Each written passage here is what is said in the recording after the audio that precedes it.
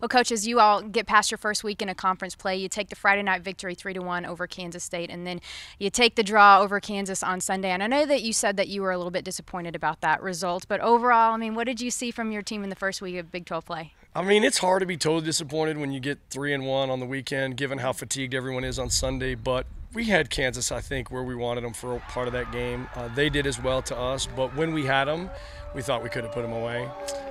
And we didn't. We hit the crossbar in the overtime, which could have won it. You know, they had a couple chances too, which could have won it for them. But just felt like it was a little bit tilting our way at home, and so not getting 3 was disappointing. However, you know, that's one of the better teams. Last year they were second in the league and second round of the NCAA tournament. I mean, that's a team that could get on a run. So we're pleased that we made up for last year's, I think, disappointing performance at KU and come out of the weekend with 4 points. But what do you feel like your team was able to learn from that moving forward as you head on the road and face a really good Texas team? Well, that's a key question. That was our first Friday 7, Sunday at 1 turnaround. So we all know sports science says you shouldn't play soccer 36 hours apart or whatever that is, but we have to. And so that's the way our league plays it, and that was a good grind for our girls to get through, good for the freshmen to see, good for the seniors to lead, which they did, and so did the juniors. So we need to get in that rhythm. You know, it's Friday at 7, it's Sunday at 1, and you got to be able to roll. Depth comes into play, which it did in that game, and so I think that's what we take from it, is that we could survive that, and we went to overtime.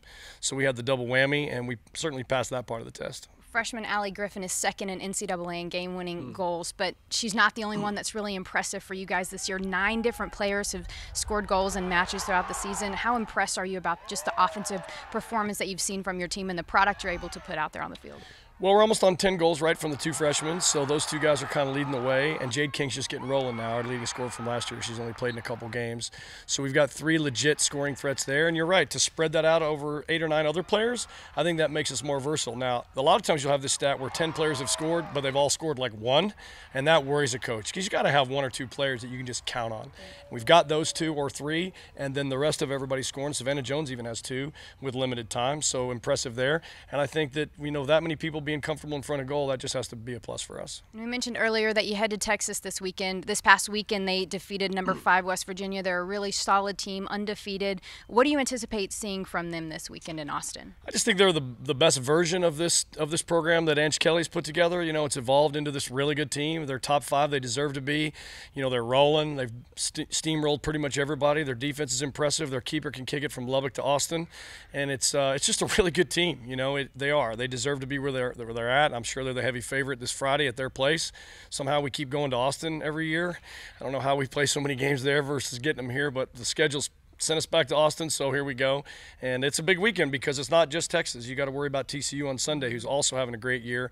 You know, they turned the corner last year making the NCAA tournament, so it's not just a Friday, it's a Friday, Sunday. You got to take it all in and be ready for both teams. You can catch that Texas game on LHN Live at 7 o'clock, or you can follow us on Twitter. Just search for Texas Tech Soccer. And don't forget that Texas Tech hosting TCU on Sunday, that one at 1 o'clock.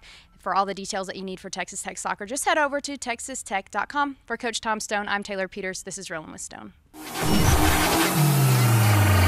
Go time!